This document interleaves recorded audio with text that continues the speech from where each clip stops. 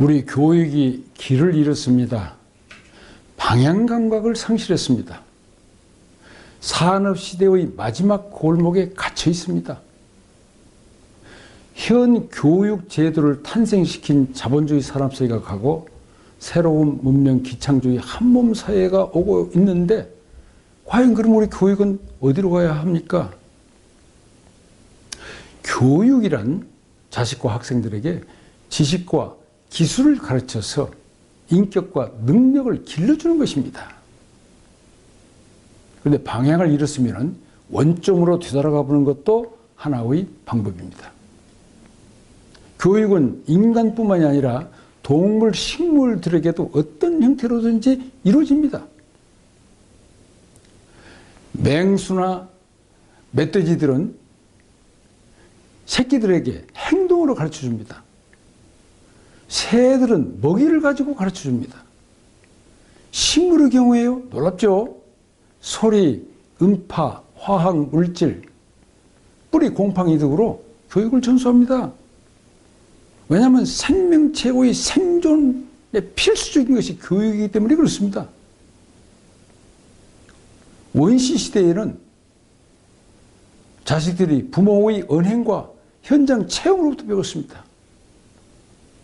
먹을 수 있는 풀과 뿌리는 물론 열매, 채집과 수렵, 어획하는 방법, 요리하는 방법, 외침을 막아내는 수단, 심지어 돌로 깬 돌, 도끼, 돌, 칼, 돌창은 말할 것도 없고 동물 뼈나 조개 껍질을 활용한 생활 도구를 만들어내는 교육도 부모로부터 현장에서 직접 배웠습니다. 농경시대에는요, 두 가지 형태의 큰 교육이 있었습니다. 하나는 농어민의 경우에 농사 짓는 방법, 수학, 저장, 가공 등에 대해서는 현장에서 부모로부터 자식들이 배웠습니다. 귀족이나 학문을 숭상하는 가정에서는 스승을 가정에 모셔놓고 교육을 시키거나 아니면 서당 등에 다니면서 교육을 받았습니다. 그런데 재미있는 것은 11세기쯤 서구에서 상업이 점차 일어나면서 저 이탈리아 볼로나에서 1088년 대학, 우리말로 모두라는 의미를 가진 이탈리아의 유니버시티아에서 대학이 세워졌습니다. 여기서 이제 부모들 상업하는 것을 돕기 위해서 주로 법률 공부를 했다고 해요. 그게 이제 효과가 있었습니다. 그로부터 127년이 지난 1215년 프랑스가 파리 대학을 세웁니다. 또 그로부터 34년 후인 1249년 영국이 옥스퍼드 대학을 세웁니다. 그러면서 대학이 조금씩 늘어나기 시작했습니다. 그러나 본격적으로는 1770년대 산업혁명이 일어나면서 증기기관에 의한 대량 생산 체제의 방직 공작이 이제 늘어나면서 근로자들이 많이 필요하니까 이때부터서 근로자들을 단기간에 많이 교육시키기 위해서는 획일적, 주입식, 암기식, 붕어빵 교육을 시작했습니다. 그게 이제 산업사회가 점차 다른 나라로 확산되어 나가면서 학년제가 생겨납니다. 그래서 오늘날 634 학년제가 그 산업사회의 흐름을 따라서 점차 확산되어 오늘날 세계로 확산됐습니다.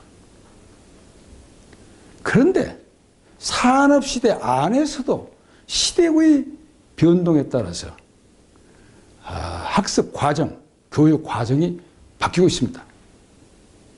예를 들면 산업혁명이 일어났을 때에는 경험 중심 교육이 점차 성행하고 그 다음에 일정하게 지난 다음에는 빈부격차가 심해지고 양극화가 심해지자 이제는 사회 중심 교육이 또 들어옵니다. 그러다가 제2차 세계대전 말기에는 핵폭탄, 핵무기를 대학 교수를 중심으로 개발하게 되자 이건 과학 중심 교육이다. 그래서 너도나도 이제 과학 하다가 그 다음에는 인성이 떨어진다. 그래서 인성 중심 교육이 다시 힘을 얻습니다. 이처럼 교육은 문명의 변동은 말할 것도 없고 한 문명 속에서도 그 시대 상황에 따라서 교육과정이 이렇게 변해왔습니다. 그런데 하물며 현 교육제도를 낳았던 자본주의 산업사회가 이제 가고 선진국으로부터 서서히 새로운 문명 기창주의 한몸사회 제가 찾아낸 것입니다만은 이 도도하게 놀랍게 지금 다가오고 있으면은 교육제도는 당연히 바뀌어야 합니다. 바뀌어져야 말고요. 반드시 바뀌어야 됩니다. 그런데 방향을 못 찾았어요. 누구도 찾아내지 못했습니다. 그러니까 우리가 지금 갈 길을 잃고 방황하고 있는 것입니다. 우리나라는 자원이 부족해서 교육으로 먹고 사는 나라에서 교육은 세계에서 가장 앞서 있는데 교육가들이 대학 입시제도를 수십 번 고쳐가면서 아무리 몸부림을 쳐봐도 우리 교육은 점차 낙후되고 대학을 나와도 일자리가 없어요. 오죽하면은 우리 대학 출신들이 N4 세대 헬 조선하면서 방황하고 있겠습니까? 이건 정말 교육에 문제가 있는 것입니다. 일자리가 없는 것이 아니에요. 어떤 분야는 지금 사람이 모자라지 않습니까? 첨단 기술이나 차기력 분야에는. 교육에 문제가 있는 것이죠. 물론 우리나라만 그런 것은 아닙니다. 세계적인 현상입니다. 그러다 보니까 이제 대안교육들이 이제 새싹처럼 솟아나고 있습니다.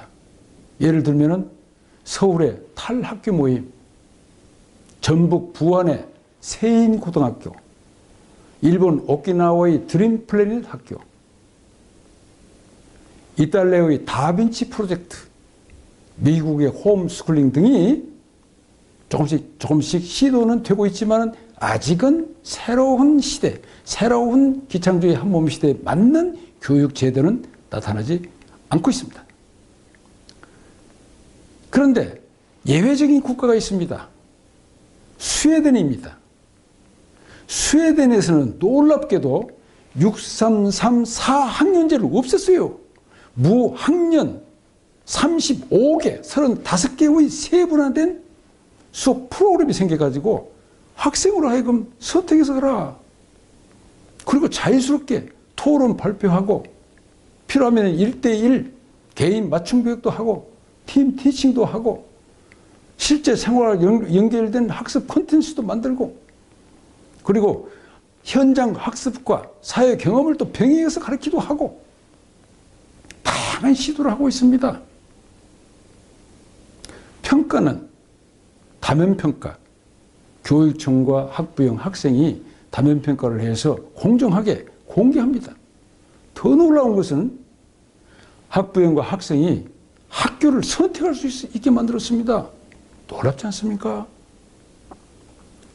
그런데 아직은 스웨덴의 무학년 35개 세분화된 수업 프로그램이 새로운 문명시대에 맞는 교육 제도냐 하는 것은 아직은 그렇게 평가되지 않고 있습니다. 그렇다면 우리가 교육의 방향을 잃어버리고 제도도 지금 여기서 멈춰 서 있는데 어떻게 해야 할 것인가? 그래서 지난 40년 동안 이런 새로운 문명을 연구해온 제가 오늘 우리나라 정부와 그 다음에 교육계, 국민 여러분께 제안을 하나 드리겠습니다. 교육제도개혁위원회를 만드십시오. 여기에는 교육자 대표만 모여서는 안 됩니다. 왜냐하면 교육 내부의 문제가 아니고 거대한 문명, 사회 전체적인 변도이기 때문에 거시적으로 세계를 보는 각계의 전문가적, 또 어느 정도 많은 지혜를 가진 사람들, 이런 데 관심을 갖는 사람들 대표를 다양하게 모이게 하세요.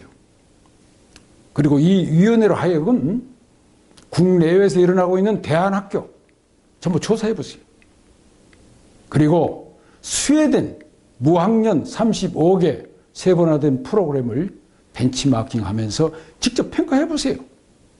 그래가지고 여러분들이 새로운 제도를 구상해서 돌아와가지고 연구, 검토, 토론, 협의, 끝장 토론을 통해가지고 시안을 한번 만들어 보세요. 그리고 이것을 국민들께 발표하세요. 공개하세요. 의견을 수렴하세요. 그래서 이걸 다듬고 새롭게 개척하는 것입니다. 만일 이것이 옳다 싶으면 국회를 통해서 국민투표를 해도 좋습니다. 만일 우리가 새로운 교육 제도를 대한민국에서 만들어낼 수만 있다면 우리는 세계에서 가장 선도적이고 최첨단에서 새로운 교육 제도를 만들어내는 것입니다. 엄청난 놀라운 일입니다. 그래서 우리가 대한민국이 세계에서 교육을 선도하는 국가가 되고 일자리도 창출되고 젊은 사람들에게 희망을 주고 꿈을 주고 심어주고 그런 교육 제도를 여러분들이 한번 함께 만들어 주시기 바랍니다. 우리 국민은 훌륭하고 위대합니다. 자질이 충분합니다. 해낼 수 있습니다. 신바람나게 하여 주세요. 우리 모두 함께 꿈과 희망을 가지고 사회변dok에 대한 통찰력, 이 분야에서는 더더욱이 통찰력이 필요합니다. 문제 해결 능력, 상식과 선입관들은 안 돼요. 고민해야 돼요. 연구해야 돼요. 신바람나게 할 수 있는 능력으로 새로운 대한민국의 위대한 시대, 새로운 한민족의 위대한 시대, 새로운 교육 제도 창설을 통한 인재 대국의 위대한 시대를 열어갑시다.